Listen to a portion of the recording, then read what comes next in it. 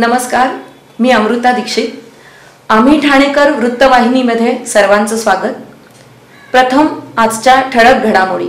जळगाव येथे महाविकास आघाडीच्या दोन्ही उमेदवारांचा अर्ज आज दाखल करण्यात आला. यावेळी जितेंद्र आव्हाड यांनी पत्रकारांशी संवाद साधला व त्यांनी पंतप्रधान नरेंद्र मोदींनी यांच्यावर हल्लाबोल केला. आज देशांमध्ये महिला सुरक्षित नाहीत, महागाई वाढलेली आहे, आदिवासींवरती अत्याचार होत आहे, बेरोजगारी वाढलेली आहे, फोडाफोडीचे राजकारण सुरू आहे, जीएसटीचं काय करायचं अशा शब्दात मोदींवर जितेंद्र आव्हाड यांनी हल्लाबोल केला आहे. अटल बिहारी वाजपेयी आणि प्रमोद महाजन या जोडीला पळतो. असंच काहीसं आत्ताचं वातावरण दिसतंय की जनतेच्या मनात राग आहे तो महागाईचा, राग आहे तो बेरोजगारीचा, राग आहे तो ठरलेल्या घसरलेल्या पतीबाबत आपलं पतच राहिलेलं नाही. सगळे निर्देशांक जे आंतरराष्ट्रीय त्याच्यामध्ये सगळ्यात खाली होतं. भुकेच्या निर्देशांकांमध्ये आपण पाकिस्तान, अफगाणिस्तान आणि श्रीलंकेच्या खाली आहोत. आनंदी कोण आहे जगामध्ये तर भारतीय त्याच्यातही नाही. म्हणजे भारतीय आता कुठेच राहिलेले नाही. अशा परिस्थितीत लोकांमध्ये एक उद्वेग आहे की तुम्ही दिलेलं एकही आश्वासन पूर्ण केलं. 2 लाख रोजगार देणार होतात, नाही दिले. महागाई कमी करणार होतात, नाही केलं. आज पेट्रोलचे दर, आज गॅसचे दर कुठे गेलेले आहेत. घर चालवताना मुश्किल होते महिलांना. महिला सुरक्षिततेविषयी गोष्टी करतात. मणिपूरमध्ये उघड्यावरती महिलांवरती बलात्कार झाले, पण पंतप्रधान तिथेही फिरकले नाही. तुम्ही आदिवासींची गोष्ट करता. आज मणिपूरच्या आदिवासींचे काय हाल झाले, हेमंत सोरेनचे काय हाल झाले. तुम्हाला आदिवासींविषयी प्रेम नाही, त्यांच्या जंगलपट्ट्याविषयी तुमची काही भूमिका नाही. आणि तुम्ही कुठलेही राष्ट्रीय विषय आले त्याच्यात पळून जाता आणि हिंदू मुसलमान द्वेष सुरू करता. परवाच्या तुमच्या भाषणामुळे जगामध्ये भारताची मान खाली गेली. असं एकही आंतरराष्ट्रीय वृत्तपत्र नाही किंवा एकही राष्ट्र नाही की ज्या राष्ट्रामध्ये ह्याच्या विरोधात तिथल्या वृत्तपत्रांनी भूमिका घेतली नाही. अगदी सिंगापूरसारख्या छोट्या चॅनलनी 1 तास या बाबतीत चर्चा घेतली. हे सगळं जे काही चालू आहे, आपण विकासाच्या मुद्द्यावरच बोलत नाही. आपण स्थानिक मुद्दे घेतोय. लोकसभेमध्ये स्थानिक मुद्दे काही कामाचे नाहीत. जीएसटीचं काय करायचं अहो. तुम्ही अंतयात्रेच्या वस्तूंवर देखील जीएसटी लावलाय. व्यापाऱ्यांचं कंबरड मोडलंय. आज जळगाव ही सर्वात मोठी गोल्ड मार्केट होतं. काय झालं ते गोल्ड मार्केटचं? काय झालं तुमच्या केळ्यांचं? काय झालं तुमच्या कपाशीचं? म्हणजे कुठेच कोणी सुखी नाही. आणि हे सगळं दिसत असताना तुम्ही हिंदू मुसलमान करत बसता. हे पटत नाही. कर्नाटकाच्या शेवटच्या भाषणात जेव्हा आपण हरतो आहोत असं बघितल्यानंतर स्वतः पंतप्रधानांनी स्टेजवरनं बजरंगबली की जय अशी घोषणा दिलेली. त्यांना वाटलेलं हिंदू एकत्र येईल. कोणी एकत्र आलं नाही. 138 सीटा घेऊन काँग्रेस सत्तेवर आहे. एकंदरीत बघायला गेलं तर जळगाव जिल्ह्यामध्ये जे दोघी उमेदवार आहे, महायुतीच्या नेत्यांकडून गिरीश महाजन असतील, इतर नेते असतील, त्यांच्याकडून दोघी उमेदवार त्या ठिकाणी 5 लाखांचं लीड. मोदी 2014 साली पूर्ण घोड्यावर बसून दौड करत होते तेव्हा 5 लाखाचं लीड नाही मिळालं.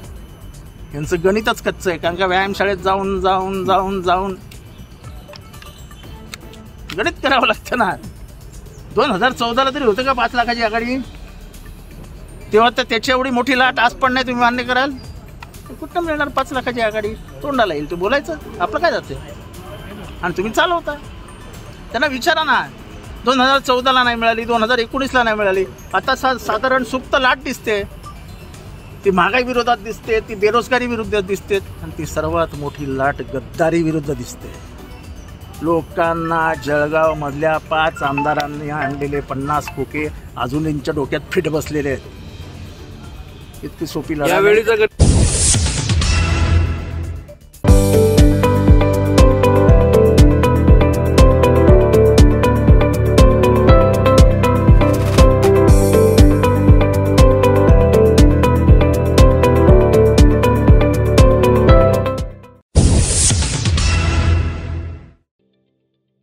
ठाणे महानगरपालिकेचे मालमत्ता कर म्हणजेच प्रॉपर्टी टॅक्स भरण्याचे आवाहन. सन 2022-23 या आर्थिक वर्षाचे मालमत्ता कराचे म्हणजेच प्रॉपर्टी टॅक्सचे बिल ठाणेकर करदात्यांना महापालिकेमार्फत आर्थिक वर्षाच्या सुरुवातीस म्हणजेच माहे एप्रिल 2022 मध्ये देण्यात आलेले आहे. तथापि अद्यापही काही करदात्यांनी मालमत्ता कर महापालिकेकडे जमा केलेला नाही. सध्या आर्थिक वर्षाचा अंतिम टप्पा सुरू झाला आहे. मालमत्ता कर वसुलीसाठी महापालिकेतर्फे कडक कारवाई हाती घेण्यात आली आहे. या अंतर्गत जंगम मालमत्ता, टीव्ही, फ्रीज, वाहन व इतर जप्त करणे तसेच स्थावर मालमत्ता वॉरंट बजावून जप्त करण्यात येत असून मालमत्तेचा जाहीर विक्रीद्वारे लिलाव करून कराची रक्कम वसूल करण्यात येत आहे. मालमत्तेस पाणी पुरवठा करण्यात येणारे नळ संयोजन खंडित करण्यात येत आहेत. त्याचप्रमाणे थकीत मालमत्ता करावर 2% व्याज आकारले जात असल्याने भरावयाची रक्कम वाढत आहे. आपला मालमत्ता कर propertytax.thanecity.gov.in या लिंकद्वारे तसंच गुगल पे, फोन पे, पेटीएम याद्वारे ऑनलाईन पद्धतीने करण्याची सुविधा उपलब्ध करून दिली आहे. शनिवार, रविवार व सार्वजनिक सुट्टीच्या दिवशी नागरिकांना मालमत्ता कर भरणे सोयीचे व्हावे याकरता महापालिकेचे मालमत्ता कर संलग्न कार्यालय या दिवशी कार्यान्वित ठेवण्यात आलेले आहे. तरी मालमत्ता कर वसुलीची अप्रिय कारवाई टाळण्याच्या दृष्टिकोनातून मालमत्ता कर भरून महापालिकेस सहकार्य करावे. धन्यवाद. नवी मुंबईतील एपीएमसी बाजारात काकडीची आवक घटल्याने याचा परिणाम काकडीच्या दरांवर झाला असून किलोला 38 रुपयांपर्यंत दर द्यावा लागत आहे. सोलापूर आणि इतर ठिकाणाहून येणारी काकडी कमी प्रमाणात येत आहे. त्यात कडक उन्हाळा असल्याने ग्राहकांची मोठी पसंती काकडीला आहे. त्यामुळे दरात वाढ झाल्याचे व्यापारी सांगत आहेत. पुढील काळात आवक वाढल्यास दरात घसरण होण्याची शक्यताही व्यापारी करत आहेत. सध्या काकडीची आवक कमी आहे. सदर काकडी ही सोलापूर मधून येते आणि काकडीचा बाजार वाढण्याचं कारण म्हणजे उन्हाळा जास्त हिट असल्यामुळे काकडीचे बाजार जास्त आहे. पाण्याची कमतरता असल्यामुळे येणारा माल कमी प्रमाणात असल्यामुळे काकडीला बाजार जरा जास्त आहेत. चांगल्या काकड्या 34-36 रुपये बाजार आहेत. मीडियम काकडी 28-30. हिरव्या काकड्या आहेत, गावठी काकडी बोलतात त्याला. इकडे आपल्या मागं बघू साधी काकडी आहे. हिला बाजार चांगले काकडे असेल तर 24-26 रुपये व्हाईट काकडीला बाजार आहे. त्याच्याला थोडा हलका माल असेल तर 18-20 रुपये त्याला बाजार आहे.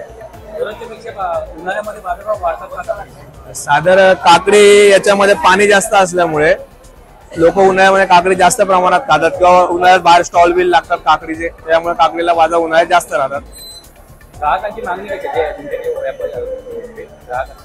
ग्राहकांची मागणी चांगल्या प्रमाणात आहे. चांगला रोजचे गिरायक आहेत, माल पण चांगल्या प्रमाणात येतोय, ग्राहक पण नेतात आहेत. हवामान विभागाने वर्तविलेल्या अंदाजानुसार गोंदिया जिल्ह्यात वादळी वाऱ्यासह पावसाने हजेरी लावली आहे. या अवकाळी पावसाचा फटका जिल्ह्यातील शेतकऱ्यांना पडला असून बागायती शेती सुद्धा खराब झालेली आहे. आंबा पीक गळून पडले आहे. अवकाळी पावसामुळे आंबा फळांना डाग पण लागत आहेत. त्यामुळे शेतकरी पुन्हा एकदा संकटात सापडला आहे. त्यामुळे आता सरकारने शेतकऱ्यांना आर्थिक मदत करावी अशी मागणी शेतकरी करीत आहेत.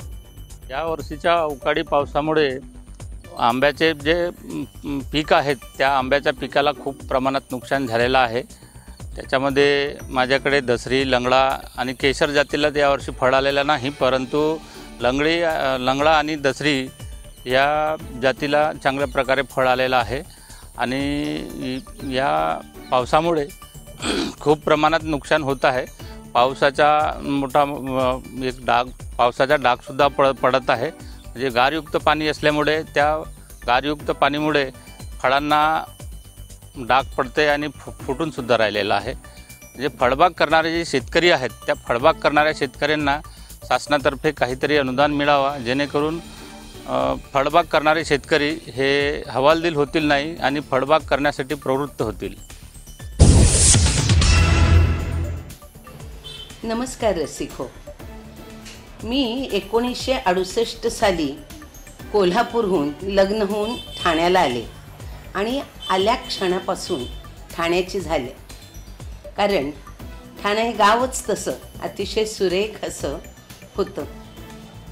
खरं सांगायचं तर त्यावेळेला ठाण्यात हे माझं गाव, माझं सासर एवढंच बघण्याची भावना होती. परंतु हळूहळू मी इथं माझ्या नृत्यकलेचा प्रवास चालू केला आणि ठाण्याने मला इतकं प्रेम दिलं.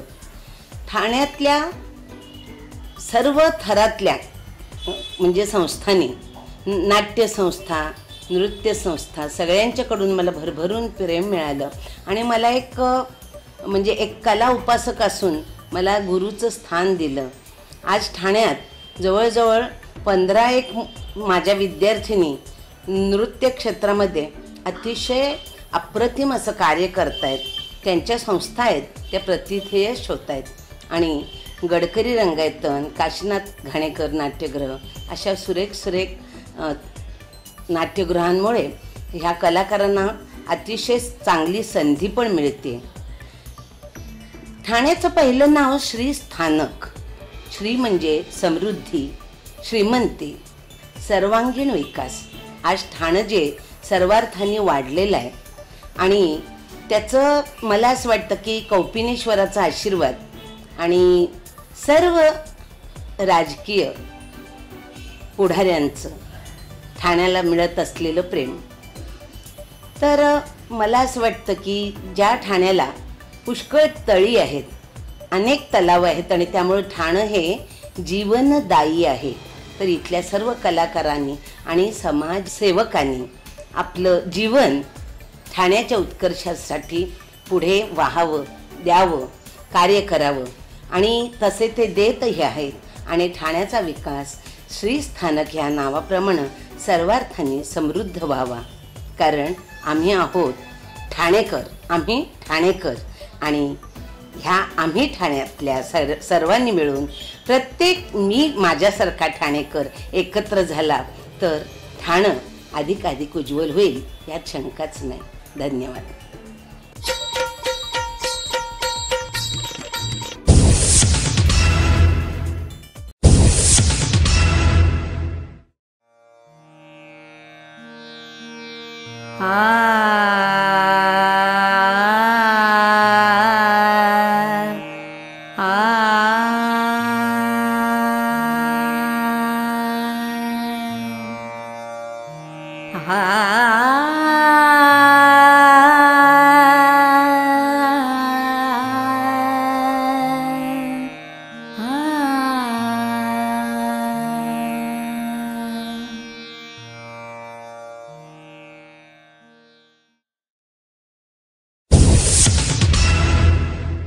आम्ही ठाणेकर, आम्ही ठाणेकर, आम्ही ठाणेकर, आम्ही ठाणेकर. होय, ठाण्याचा मला अभिमान आहे आणि होय आम्ही ठाणेकर.